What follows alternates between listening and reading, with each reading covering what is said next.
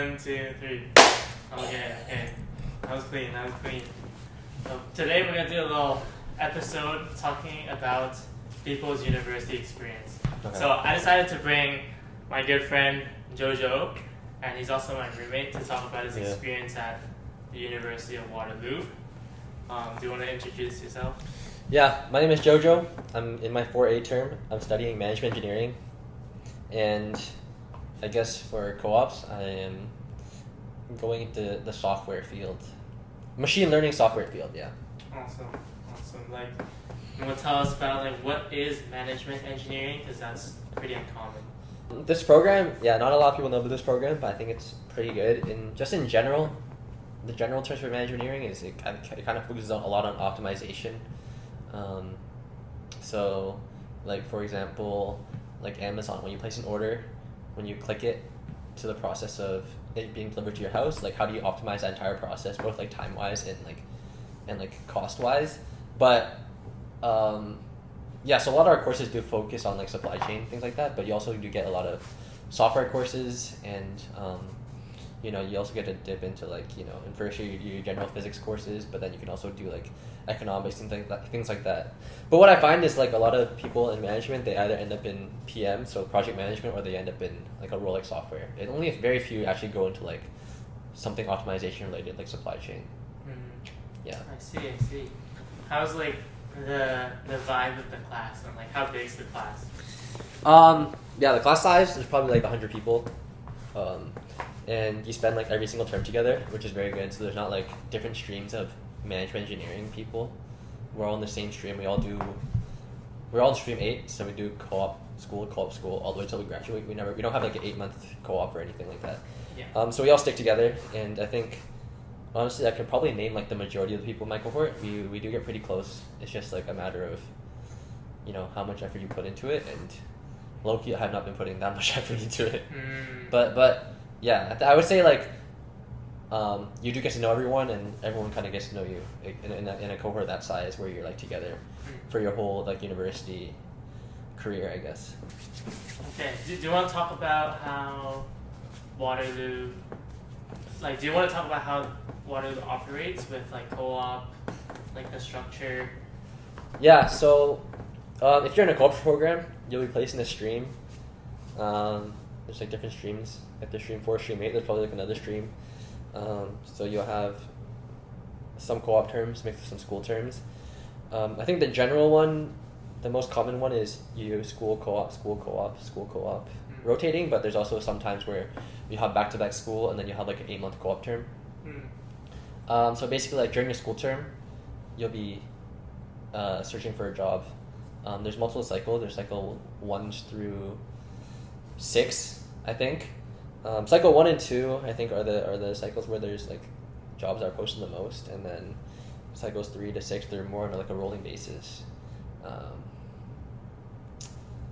But like there's like, you don't have to be worried about like, am I getting my jobs on time? Like at the start of every term, like you'll have your deadline. The deadlines will all be posted by Waterloo, so like when each cycle starts, when you should expect to get your interviews, when you should expect to get ranked, stuff like that.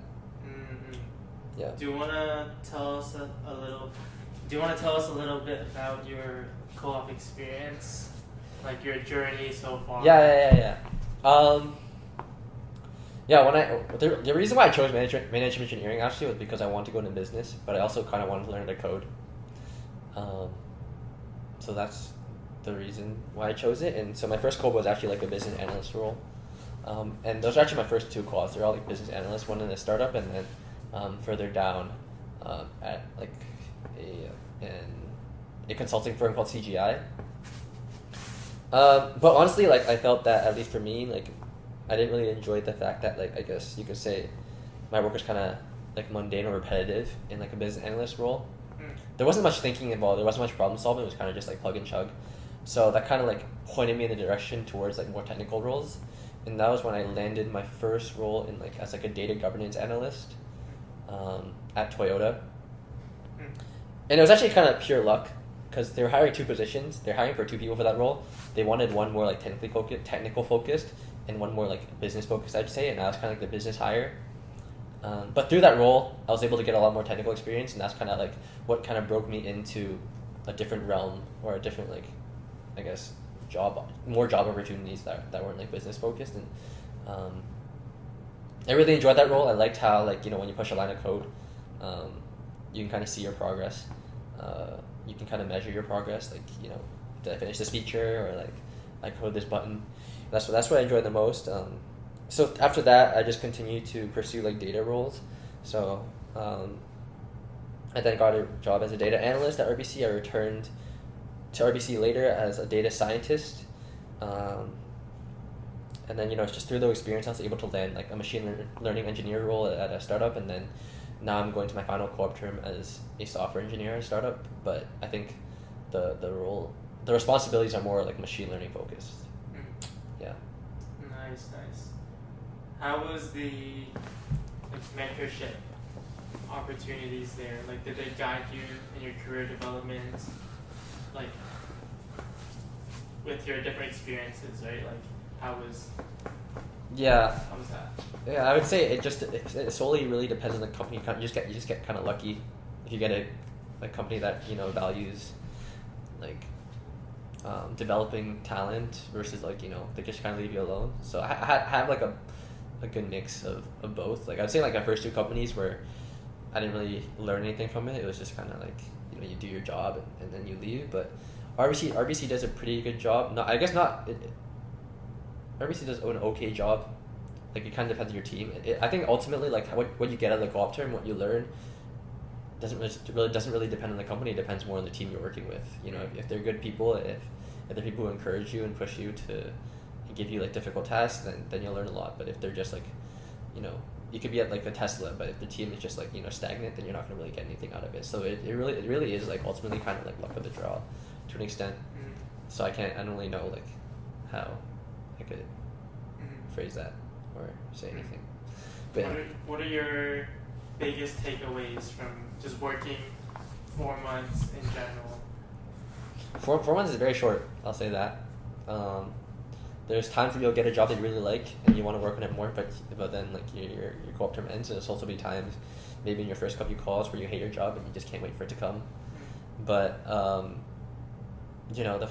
think 4 months is very short. You don't really realize how short it is until it ends, and sometimes you think like, oh, you're really close to your employer, your team, but then like once the co-op term is over, you don't really talk to them anymore. Even though you thought you continue to talk to them, you kind of just stop talking.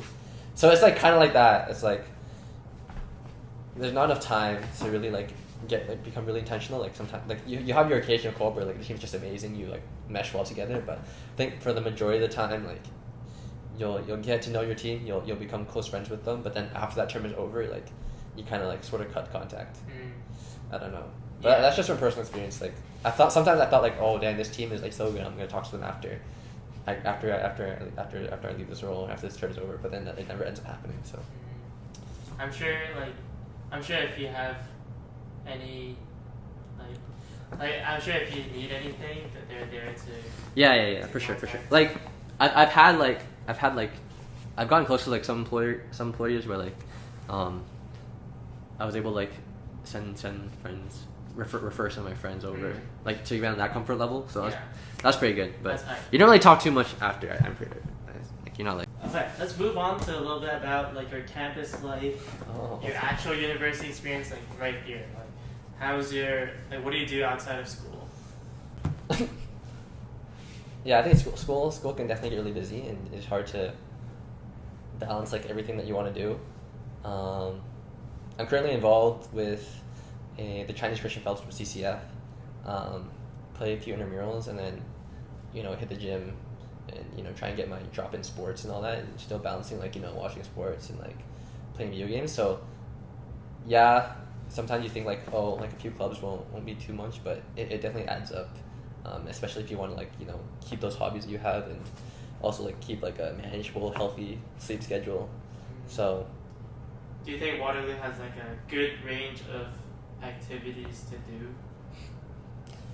I think they do. I think there should be like a club for everyone. I think the hardest part I would say is like finding friends to do it with, or finding community to do it with. Like obviously like, you have your clubs, but you have to put yourself out there.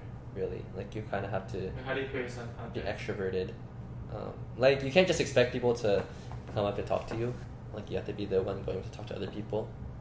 And that kind of, I guess, it kind of ties into the social life here at Waterloo that we'll probably talk about later. But there's plenty of opportunities to get involved. There's plenty of clubs. You just gotta there's club fairs. You just gotta know where to look, and just you don't need to have the mindset like you have to know somewhere to go to it. Like if you have a club that you're interested, even if you know no one there, just show up, and I'm sure you'll find something interesting there.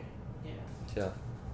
Okay, what about your initial stages, like your 1A, your first term, like orientation, like how was that? Like developing relationships and meeting people. Yeah, that was a long time ago. I'll say in 1A, like you have your orientation, you like your first month, you low-key like I feel like at least I was just going to random tables and sitting with people, and I think I kept a zero. Like none of those people actually became like friends, like long-time friends. The majority of my friends were either people I met at club or people in my program. So those are like the two main friend groups that I had, and then depending on what you're doing in first year, you'll find like other friend groups. It's just like whatever you do more on a consistent basis. So if you're going to class, then you'll become friends with the people in your class. If you go to clubs, then you'll gradually become people. You're not going to become friends just by like seeing each other once, getting your Instagram and then leaving. So it's just like who you see on a consistent basis, and then eventually you'll find your group, I think. You said you hit the gym a lot. You said you go drop in sports, right? Like, yeah. What do you think of Waterloo facilities? Okay, low-key, like, PAC is pretty good. It's just packed. PAC is a physical activity complex. Yeah. So it's a building with doing sports. And there's a second gym called SIF. That's also super nice. Yeah, the facilities are pretty nice. It's just like very busy. Like right now we're in the summer term, so it's not as busy. But in the fall and the winter, it gets really busy. So like if you want to go drop in basketball, you want to go drop in volleyball, like you're mostly likely you're not gonna be able to find a time where there's no one there. Most of the time that all the courts will be taken, you'll probably have to like, oh, I got next. So you have to be like, so there's like that level where you can't just be like, oh, let's get this group of 10 people, like 10 friends who want to go, let's just go drop in. Like it's pretty hard to find a court or find a time to play together. But in terms of like the condition of the facilities, I think they're pretty nice actually. They're good. The intramurals is okay. Yeah. Just okay? It's okay. The refs don't really care about you. Yeah. The refs? Yeah. No, the intramural planning people. I see. Yeah. No, I think that's a fair point. By the way, Waterloo runs by trimester, so there's 3 terms. So if you're on co-op, you don't really get a break, like a long summer break. Your breaks are in between terms, so it could be like 1 to 3 weeks. Could be in December, could be in April, May-ish, and September, August to September. But they're very short, so if you do come here, don't expect to have a summer break. Just to keep that in mind. Yeah, you're not gonna get any break. No breaks. There's no breaks. Yeah, but I guess that's the sacrifice you have to make for co-op. Yeah. Which I think we both agree that it's very, very like valuable to just learn and explore new things, and like for you to transition into a more software role. So I think that's definitely underrated art, or properly rated, because I think it's pretty well done. Okay. You want to talk about like CCF? Yeah. So CCF is Chinese Christian Fellowship, and there's also a bunch of other kind of religious clubs on campus. If you're not a Christian, there's probably like other ones for you. Basically, it's a club that meets on Friday nights. It's very big though. I'll say that. It's very intimidating. It can be hard to meet people. So there's that. But I think everyone tries their best to be as welcoming as possible, and there's programs put in place. For example, there's like small groups, so you get placed in a smaller group, where that's kind of like 20 people ish. Maybe that's still pretty big, but it's a lot smaller than usual, and like you're gonna see them a lot more, like that specific group a lot more throughout the term. So that's kind of where you get more integrated. But I can say like, yeah, as a first year going in, like yes, definitely is very, very scary or intimidating. But after the year, you slowly get integrated into the fellowship, and you kind of know more and more people eventually. Yeah. But it's honestly just a matter of like consistently going, and ultimately, yeah, like I think everyone would say it's like what you get out of it is how much you put in. Like I think there's definitely an aspect where you have to go approach people. Like if you're too scared to approach anyone, like yes, you'll probably make a few friends here and there, but you won't get as much out of it as if you like we're more open. Like even just participating in like discussion and stuff like that we have, or just going out to events, things like that. Like you don't have to go. You're not pressured to like actually like start a conversation, like kind of like coffee chat with everyone there. But it's just going to the events, just showing up. I think on a consistent basis is enough to get integrated. But this is it's just a time where we, worship God. We sometimes study the Bible. Sometimes we, have run activities where we just bond closer, just aim to like bond closer with one another. Sometimes we have nights where, there's teaching nights, so like where people from churches, new churches will come over and talk.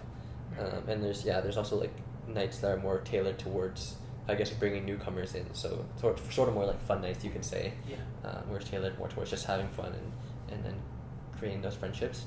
And there's like things that there's like branches that happen outside of CCF, like outside the Friday night time, where there's like prayer meetings, there's campus evangelism, there's like all these other ministries, like there's a care ministry, so sometimes you'll get like free food, free dinner, there's like praise and prayer nights, there's all sorts of stuff, but it sounds like a lot, but you're not pressured for all of them. It's just like that's true. What's available.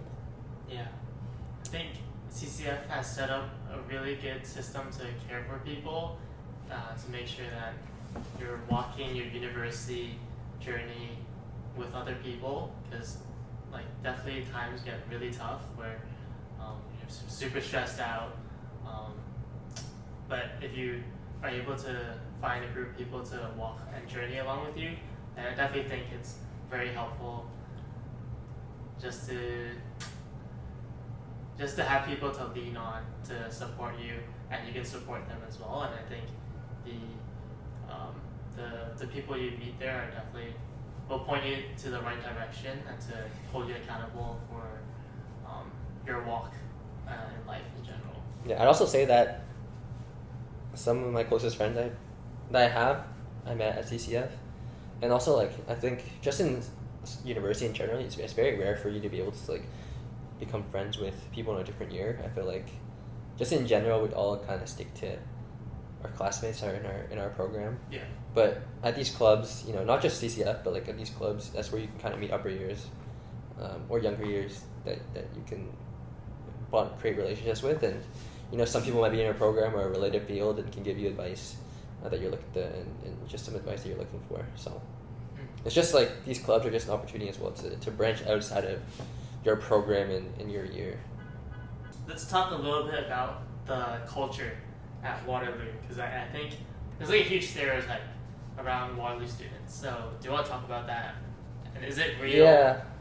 Like what is the stereotype? I think there's one stereotype about the people that are at Waterloo where everyone's an introvert, CS nerd, writing leak code has no communication skills, and then there's also the stereotype of the culture where like there's no social life here. Addressing the second stereotype, like in terms of no social life, there definitely is one. There's definitely is a social life. Like it's pretty good, I would say actually. But if you compare it to like something like Western or Queens, then obviously is pretty mid. But I think ultimately like it's how much you put in. Like you have to be a person who's not really afraid to like talk to people. I feel like a lot of where the stereotype is coming from is people who are introverted and too afraid to talk are just voicing their opinions. But I can comfortably say like if you're comfortable making friends in like high school, like you don't have to worry about making friends at university. Like I can't really explain like how I did it. It's just like a natural I can't really explain like how my friends came to be my friends. It was just like a natural process. That sort of just happened. But if you're introverted, like scared to talk to people, like I think you can't just expect yourself to find friends just by like being there. Like you have to put some sort of effort in. Even like a little bit of effort goes a long way, I think. But I think for the most part, like everyone finds their group. Yeah. So that's that. And then in terms of like the people there, you'll see a variety, like the stereotype, I guess, is like the most common stereotype. And yes, there are people who are like that at Waterloo, but there's like all kinds of people at Waterloo. That's true. There's like hella weird people, there's hella normal people. Yeah. Yeah. Like you'll see a variety, and like whichever person you bond the most with, there's definitely someone in Waterloo that fits that. So yeah, you just have to go out and find those people. You'll find your crowd. I think going to like making effort is not something that comes naturally. So I think you can just do like small things day by day and like slowly build up that muscle to talk to people. And as the more you develop it, the more comfortable you'll get, and that way you'll be more open to making friendships wherever. What do you think about the co-op culture where there's like a golden standard of Cali or bust? So it's like you go to California for co-op, you've made it. But like, what do you think about that? That standard definitely exists, for sure. Like even I find myself like in that mindset where like, well, once I get a job in the States, just even in the States, like, oh, I finally made it, and that's kind of like even what I was pursuing. Like for each co-op, like trying to make it to the States, and even like full time trying to make it to the States.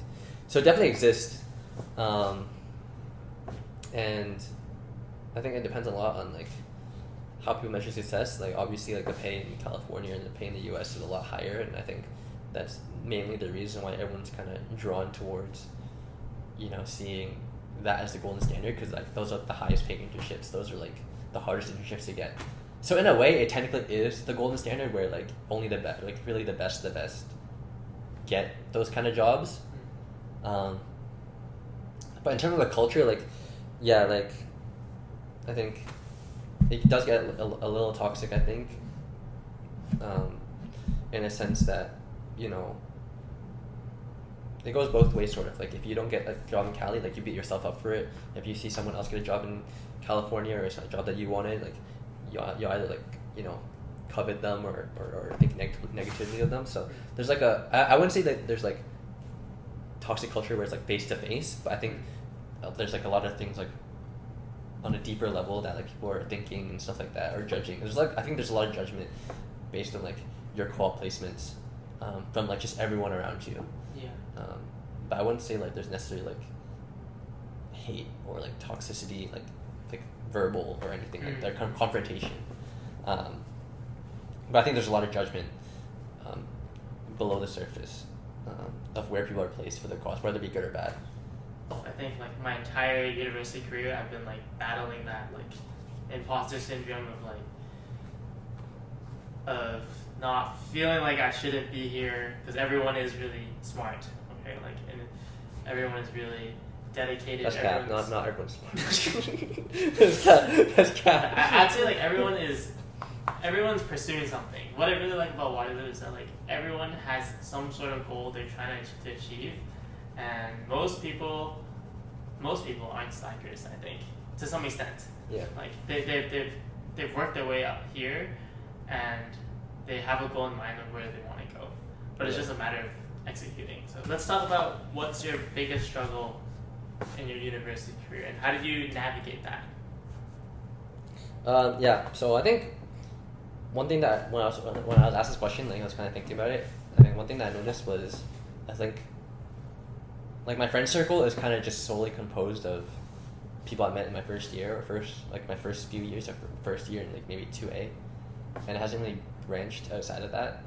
Like my close friends are still my close friends, but they were all found since the very beginning, and I think that speaks to, and yeah, I just think like my friendship hasn't branched too much like since then. Like yeah, obviously I've gotten to know people. Like I meet people. Like I become friends. I've become friends like at surface level with a lot of people, but like become like getting those close friends that hasn't really happened since early on. And I think it's pretty difficult to just in general in the university to find friends after everyone has already found their group. Like that's why I think there's also like some sort of pressure to find your group early on, because like it I'm not gonna sugarcoat it, like it is much harder to find friends in your third or fourth year if you just waste like your first and second year, because everyone is sort of like already comfortable in their circles and not really looking to expand or anything like that. So I think that's one thing that I've noticed. It's just like it's a lot harder to find new intentional relationships outside of like a friend group you first formed. Just some ways to combat that, like I guess going back to like CCF, like start leading like small groups and like discipleship groups where you get to be a lot closer to people, but still I would say like they're still not like as close as like my close friends, so it's tough. How do you maintain your friendships after you graduate? Because right now it's a lot of like proximity friendships where you're close to each other, you see each other every week, that's why you're friends, but like how do you actually maintain those relationships after you graduate? But let's say like Jeffrey, right? Like you left, you went to exchange. I'd say you're truly close friends. You don't really need to do anything to maintain the relationship. So you could like really once you graduate, you can like go away for like you can go without talking to each other for like a few months and then come back and suddenly be like best friends again.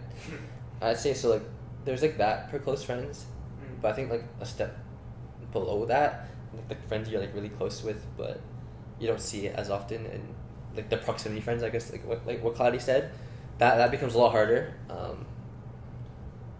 I think like a lot of it has to do with staying in touch.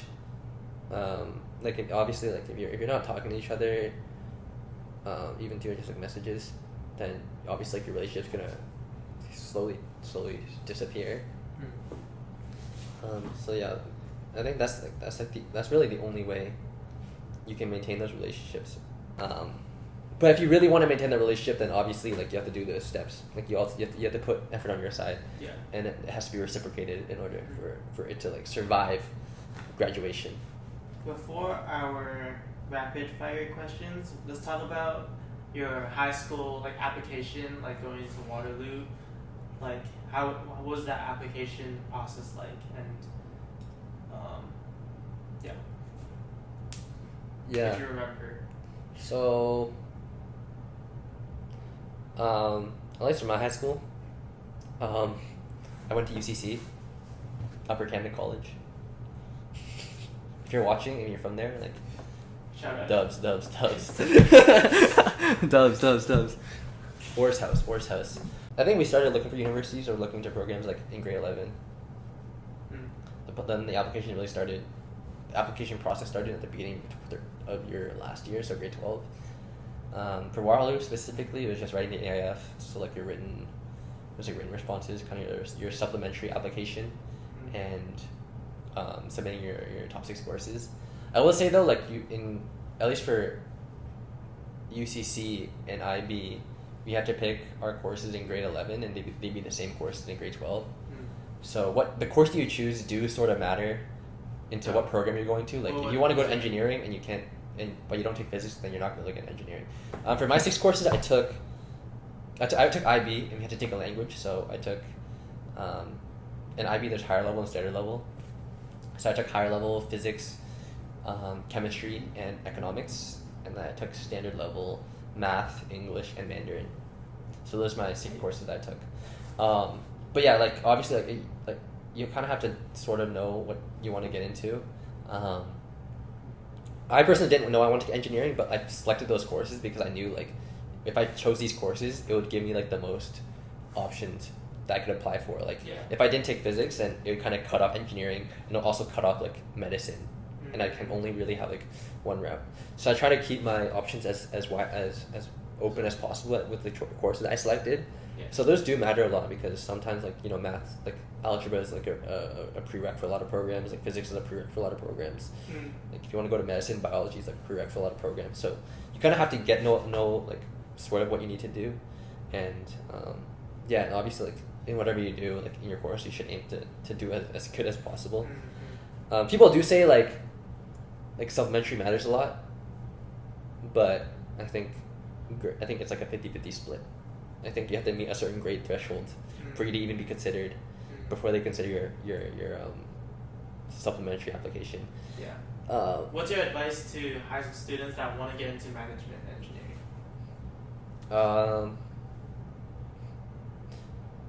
I think you should aim grade wise for like maybe like mid to low 90s. I think you'd be somewhat safe. You have a high chance of getting in. But yeah, I think that's really the only advice. Like you should aim to like if you're coming in with like, not to be harsh, but you're coming like at 85, then you shouldn't really expect to get into like any engineering program. But so you have to be at a certain threshold, and you can kind of find like the competitive average on Waterloo on the website. So you should always be trying to meet that average. Yeah. What about like is grades the only thing they look at? Yeah, and then there's also your extra. I forget what the supplementary like AIF questions are. There's probably like things like talk about a project that you're proud of, or talk about like a time where you use teamwork or something, or like problem solving. So just try and get involved with as many extracurriculars as possible. Is obviously like some that you would kind of consider like better or like heavily weighted, like like student council versus like volunteering at a summer camp. There's like different levels to actually extracurriculars. So I definitely prioritize those like heavier ones or more like sought after. What are the heavier ones? Like being like student council, for example. I think sport teams are very good, like varsity teams. So just being able to show that like, yes, your grades are good, but you're also involved in all these things is also good. I think like volunteering, there's like Duke of Edinburgh's, things like that. There's like, at least for us, we had like ties. So if you like volunteer for like 100 hours, 200 hours, you can kind of show those off. But yeah, there's a lot. I think some of the good ones some of the good extracurricular ones are the ones that show like leadership and dedication. So like being like club president is good. Yeah. Like even something like the rowing team, like it's just rowing, it's just varsity rowing, but I think for those guys you have to wake up at like 5 a.m. in the morning every day. So like it just shows like things that show like your character. Yeah. I think are the best ones you should kind of pursue after. Let's go on to the rapid fire questions. I'll just ask you and then just go. What's one piece of advice for a university student? I think in your first few years you shouldn't put as much, like you should be emphasizing the school, but I think you should put a lot more focus on your relationships and like developing like a work-life balance. Like if you're surviving through university, like spending like 10 hours a day on school, like you're not gonna be able to. That's not gonna be consistent for the rest of university life. You have to figure out a way to balance school, balance social life, balance your extracurriculars, and balance just like a healthy lifestyle from early on and carry that forward. I think that's one advice. Second advice: find friends as soon as possible. Find friends as like just possible. Yeah, like even if you have to step out of your comfort zone, find your friends, find that group.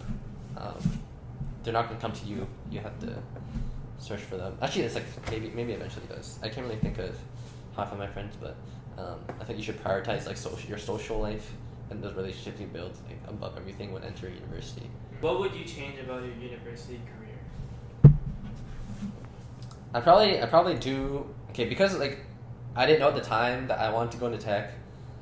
Like obviously like I'd switch that. Like I'd probably try pursuing a more technical role at the very beginning, and do side projects.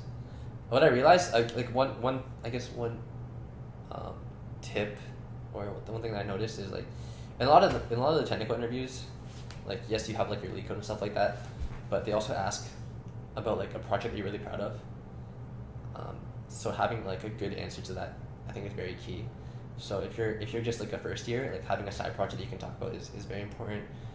Even like in upper years, you can talk about like some side project you did, like an app that you launched. Just like RatemyUni. Yeah. I'm gonna talk Yeah. about Yeah. Yeah, it's fire. But I think that's a pretty common question that I've come across in term for those kind of roles. So just having an answer to that is good. What's your best study tip? Study tip? Bro, listen to Nikki when you study. Okay. Nah, I'm playing.